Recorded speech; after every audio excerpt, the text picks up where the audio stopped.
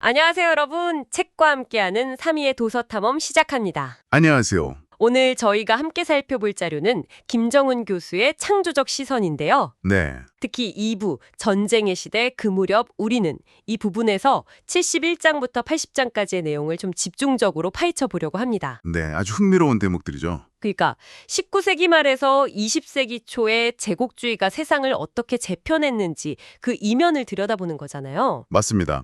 보통 우리가 역사적 사건들만 보게 되는데 그 뒤에 숨어있는 생각의 틀, 그러니까 이데올로기나 개념들이 현실에 얼마나 막강한 영향을 미쳤는지 보여주는 부분들이에요. 공간, 권력, 그리고 심지어 시간이라는 개념까지. 네, 그런 개념들이 어떻게 만들어지고 사용되었는지 따라가다 보면 아마 역사를 전혀 다른 시각으로 보게 되실 겁니다. 좋습니다. 그럼 첫 번째 개념부터 바로 한번 들어가 보죠. 레벤스라움. 네, 레벤스라움. 사실 이 단어 들으면 우리 머릿속에는 뭐 거의 자동으로 히틀러, 나치 독일이 떠오르잖아요. 그렇죠. 바로 연결이 되죠. 그런데 이 책에서는 그 기원을 파고들다 보면 아주 의외의 장소, 바로 일본에 도착한다고 말하더라고요. 이건 정말 상상도 못했던 연결고리거든요. 맞아요. 보통은 거기까지 생각을 잘 안 하죠. 이 책에서 지목하는 핵심 인물이 지정학자 칼 하우스호퍼라는 사람입니다. 칼 하우스호퍼, 네, 이 사람이 그야말로 일본 전문가, 아니 거의 일본 광이었어요. 광이요? 네, 1908년에 독일군 장교로 일본에 파견됐는데 그때 본 일본의 모습에 완전히 매료가 된 거예요. 아, 어떤 모습에 그렇게 매료가 된 거죠? 때처럼 움직이는 총력 전체자였어요. 총력전 체제요. 그러니까 국민 전체가 언제든 전쟁에 나설 준비가 되어 있는 그런 상태? 맞습니다. 하우스호퍼는 당시 독일 지식인들이 전쟁에 대해 좀 냉소적인 태도로 보이는 걸 아주 못마땅하게 생각했거든요. 아, 그런데 일본은 평상시에도 거의 전시 상태처럼 일사불란하게 움직이는 걸 보고 아, 이게 바로 프로이센 군국주의가 가야 할 길이다. 이상적인 모델이라고 생각한 거죠. 와, 듣고 보니 정말 섬뜩한데요. 한 국가를 거의 전쟁 기계처럼 본 거잖아요. 그렇죠. 그에게 일본은 전쟁을 위해 존재하는 완벽한 국가, 뭐 그런 거였던 셈입니다. 근데 그 하우스호퍼의 생각이 어떻게 수십 년 뒤에 히틀러의 나의 투쟁에까지 들어가게 된 건가요? 그 중간에 어떤 연결고리가 있었을 텐데요. 아, 바로 그 결정적인 연결고리가 하우스호퍼의 제자였던 루돌프 헤스입니다. 루돌프 헤스. 네. 헤스는 뮌헨 폭동 실패 후에 히틀러랑 같이 란츠베르크 교도소에 수감됐었거든요. 아, 같이요. 네. 바로 거기서 히틀러가 막 구수라는 내용을 헤스가 받아 적은 게 바로 그 유명한 나의 투쟁이에요. 아하, 그렇게 연결되는 거군요. 네. 스승이었던 하우스호퍼가 헤스를 면회하러 교도소를 계속 드나들었고 바로 이 과정을 통해서 레벤스라움, 즉 생존 공간이라는 개념이 히틀러한테 그대로 주입이 된 거죠. 이야, 결국 나치 팽창주의의 가장 끔찍한 논리가 한 독일학자의 일본에 대한 어떤 왜곡된 찬양에서 시작됐다고 볼 수도 있겠네요. 그렇죠. 책에서는 이걸 또 일본의 대동아 공영권 사상하고 평행선상에 놓고 보여주거든요. 표현은 좀 다르지만 결국 우월한 민족이 생존과 번영을 위해서 다른 민족의 공간을 차지하는 걸 정당화한다는 점에서 그 뿌리가 맞닿아 있다는 통찰인 거죠. 제국의 논리가 이렇게 교묘하게 만들어지는군요. 근데 책에서는 단순히 영토를 정복하는 것 외에 또 다른 방식의 지배 논리도 소개하고 있어요. 권세 강력하고 이익 강력. 이건 어떤 차이가 있는 건가요? 아, 이 개념은 당시 일본의 실세였던 야마가타 아리토모가 독일 법학자 로렌츠 폰 슈타인에게 자문을 구하면서 등장합니다. 네. 아주 간단히 말하면 권세 강력은 헌법이 적용되는, 그러니까 직접적인 주권이 미치는 자국 영토를 말하고요. 반면에 이익 강력은 주권은 없지만 국가의 생존과 이익을 위해서 반드시 지켜야 하는 주변 지역, 일종의 세력권을 의미해요. 일종의 안보 완충지대 같은 개념이군요. 그럼 당시 슈타인은 일본의 가장 중요한 이익 강역으로 어디를 꼽았나요? 왠지 답이 좀 예상될 것 같기도 한데. 정확합니다. 바로 조선이었죠. 역시. 슈타인은 아주 냉정하고 계산적인 조언을 해요. 조선을 직접 점령하려고 하지 마라. 그렇다가는 청나라나 러시아랑 불필요한 전쟁을 하게 될 거다. 이렇게 경고하죠. 그럼 어떻게 하라고 조언했나요? 대신 영국, 독일, 프랑스 같은 서구 열강들의 동의를 얻어서 조선을 중립국으로 만들라고 조언합니다. 아, 그렇게 되면 일본은 뭐 손 안 대고 코 푸는 격으로 조선에 대한 영향력을 확보할 수 있다는 아주 현실적인 외교 전략이었어요. 굉장히 치밀한 전략이네요. 근데 왜 그렇게까지 조선이 중요했을까요? 단순히 지리적으로 가까워서만은 아니었을 것 같은데 여기서 바로 철도 이야기가 나오죠. 맞습니다. 슈타인이 일본에 치명적인 위협이 될 거라고 딱 지목한 게 바로 러시아의 시베리아 횡단 열차였습니다. 아, 시베리아 횡단 열차. 네, 만약에 이 철도가 시베리아를 가로질러서 안반도의 동해안 항구, 예를 들면 원산이나 부산까지 연결된다면 어떻게 될지 상상해보라고 말합니다. 어떻게 되는데요? 그렇게 되면 러시아는 단숨에 태평양으로 진출하는 교두보를 확보하게 되고 이건 일본의 안보에 직접적인 위협이 된다는 거였죠. 와, 듣고 보니 정말 아찔하네요. 철도가 그냥 사람이나 물자를 나르는 교통수단을 넘어서 한 제국의 힘을 대로 끝까지 투사하는 전략적인 무기였던 셈이네요. 바로 그 점이 핵심입니다. 철도는 공간을 압축하고 국경의 의미를 바꿔버렸어요. 일본이 그토록 조선에 집착했던 이유, 그리고 결국 전쟁까지 불사했던 그 이유의 중심에는 바로 이 철도에 대한 공포가 자리 잡고 있었던 겁니다. 그런데 결국 일본은 그 신중한 외교 전략 대신에 전쟁을 선택했잖아요.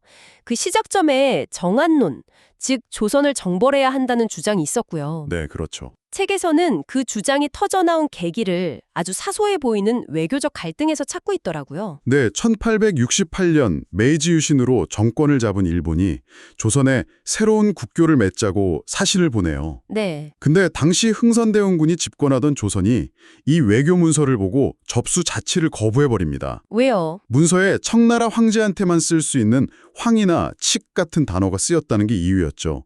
조선 입장에서는 천하의 중심은 청나라인데 감히 일본이 황제를 칭하는 걸 용납할 수 없었던 거예요. 아, 지금 시각으로 보면 그냥 격식이나 칭호 문제 같은데 당시 동아시아의 국제 질서 속에서는 굉장히 중요한 원칙의 문제였겠군요. 입장에서는 이게 엄청난 모욕으로 받아들여진 겁니다.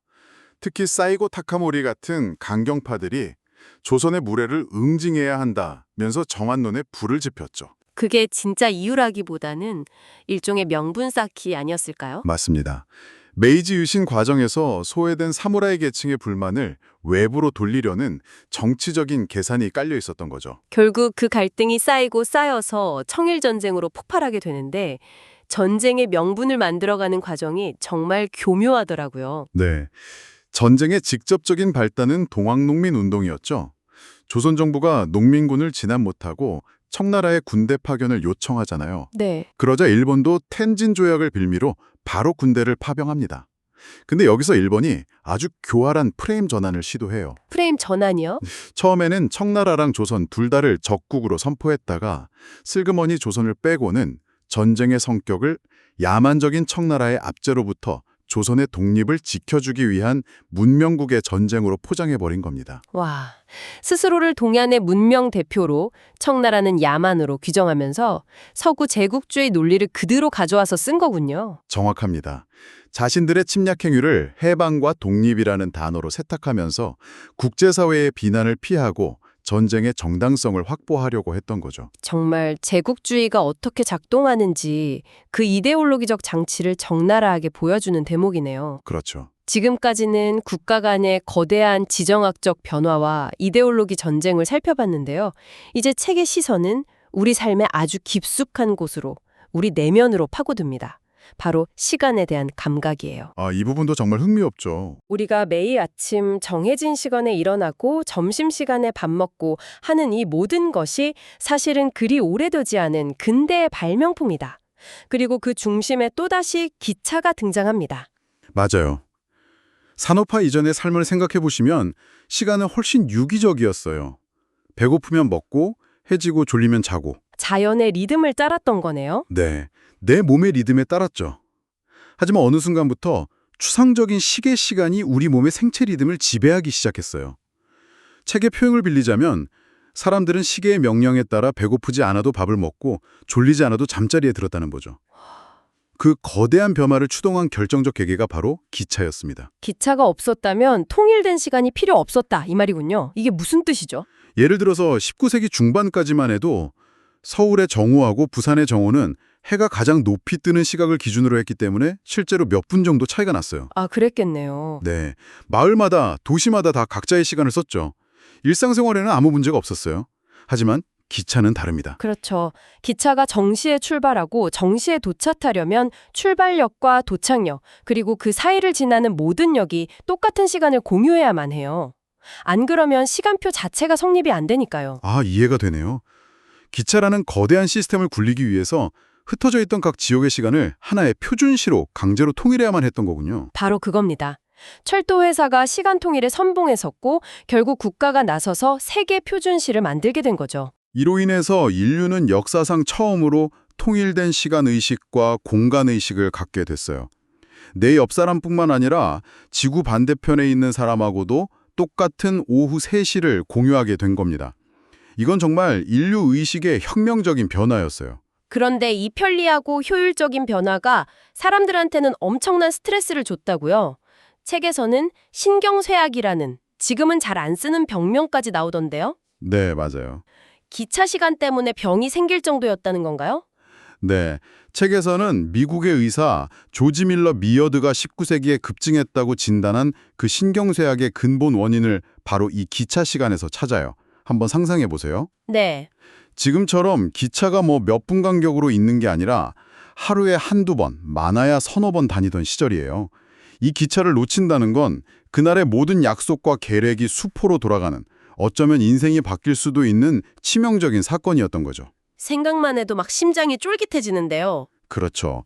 사람들은 기차 시간을 맞추려고 끊임없이 회중시계를 들여다봐야 했고 역으로 달려가면서 심장이 터질 듯한 긴장감을 느껴야 했습니다. 아, 책은 바로 이 경험, 즉 추상적인 시간에 내 몸을 억지로 맞춰야 하는 이 강박과 긴장감이야말로 현대인이 겪는 모든 불안의 원형이었다고 통찰하는 겁니다. 와, 시간에 쫓기는 삶이 바로 이때부터 시작된 거군요. 네, 바로 그때 시작된 거죠. 정말 흥미로운 분석이네요. 우리는 보통 스트레스나 불안의 원인을 개인적인 심리 문제나 대인관계에서 찾으려고 하는데 사실은 우리가 너무 당연하게 여기는 이 시간이라는 사회적 시스템 자체가 그 원인일 수 있다는 거잖아요. 맞습니다. 기차가 가져온 시간의 표준화는 인류에게 엄청난 효율성과 생산성을 선물했지만 그 대가로 우리는 자연의 리듬을 잃고 시계의 노예가 되어버린 측면도 있다는 거죠. 오늘 창조적 시선의 일부를 통해 정말 거대한 시공간 여행을 한 것 같습니다. 레벤스라움이라는 추상적 개념에서부터 기차라는 기술이 우리 내면의 시간 감각까지 어떻게 완전히 식민화했는지를 살펴봤네요. 네. 오늘 우리가 나눈 이야기들은 결국 눈에 보이지 않는 개념과 시스템이 현실 세계에서 얼마나 강력하고 때로는 폭력적인 힘을 발휘하는지를 보여줍니다. 네. 여기서 마지막으로 한번 생각해 볼 만한 질문을 던지고 싶어요. 어떤 질문인가요? 책에서는 기차로 인한 시간의 표준화가 19세기의 새로운 불안, 즉 신경쇠약을 낳았다고 지적하잖아요. 네, 그랬죠. 그렇다면 오늘날 24시간 우리를 서로 연결하고 잠들지 못하게 하는 이 디지털 기술과 인터넷은 우리의 시간 감각과 정신을 또 어떻게 재편하고 있을까요? 우리는 어쩌면 새로운 형태의 디지털 신경쇠약을 그게 병인지도 인지하지 못한 채 이미 겪고 있는 건 아닐까요? 정말 곱씹어볼 만한 질문이네요. 기술의 편리함 뒤에 우리가 무엇을 잃고 했는지 성찰하게 됩니다. 다음 시각에는 81장에서 90장까지의 내용을 바탕으로 더 깊은 탐험을 이어가겠습니다. 네, 기대하겠습니다. 우리가 오늘 다룬 내용이 책과 다를 수 있으므로 자세한 내용은 책을 구입해서 읽어보시기를 적극 추천드립니다. 책과 함께 항상 행복한 하루하루 되십시오.